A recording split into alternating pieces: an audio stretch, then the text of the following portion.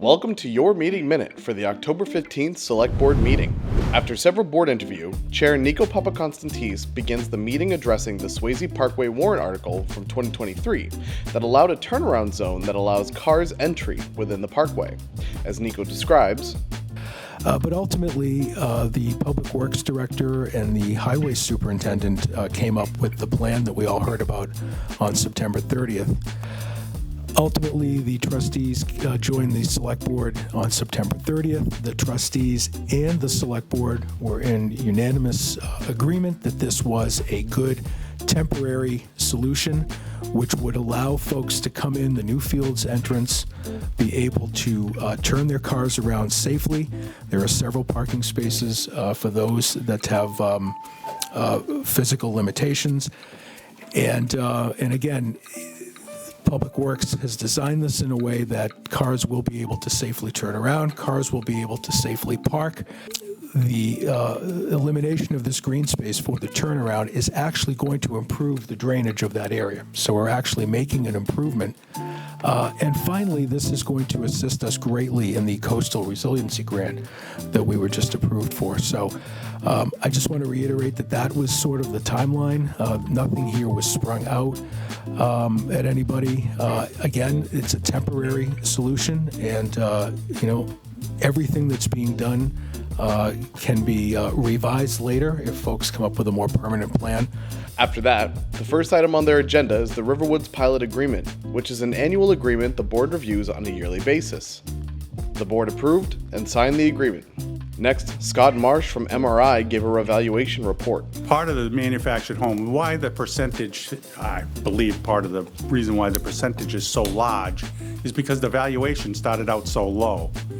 If you take a $30,000 manufactured home and you put $50,000 increase in value to it, it's 100 and whatever percent increase. Whereas if you take that $400,000 or $500,000 home and it goes up $50,000, it's only a 5 or 10% increase.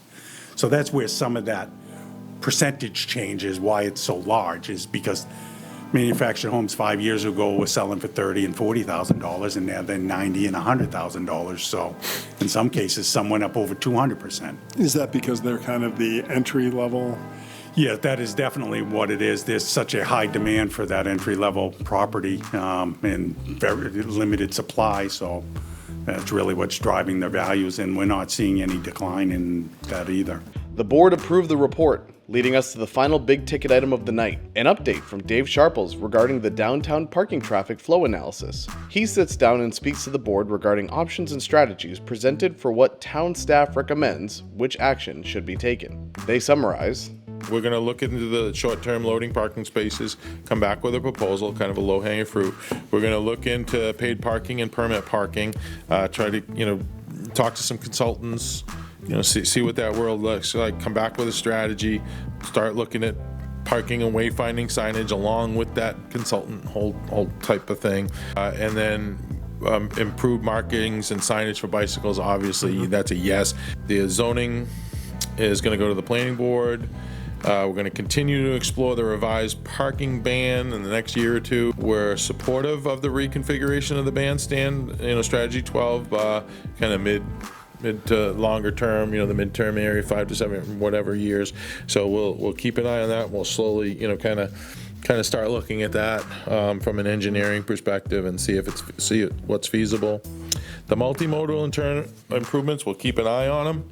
We'll, in the longer term vision, if there happens to be a project or something that we can fold one of these in, then, we'll do that.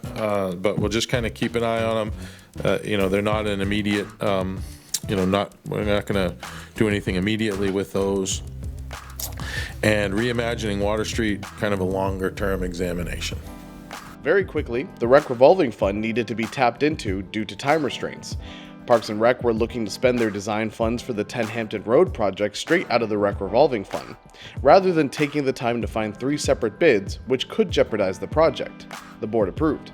DPW Director Stephen Cronin entered via Zoom, asking to reward the School Street Area Improvement Project contract design to CMA engineers for $377,000, which the board quickly approved.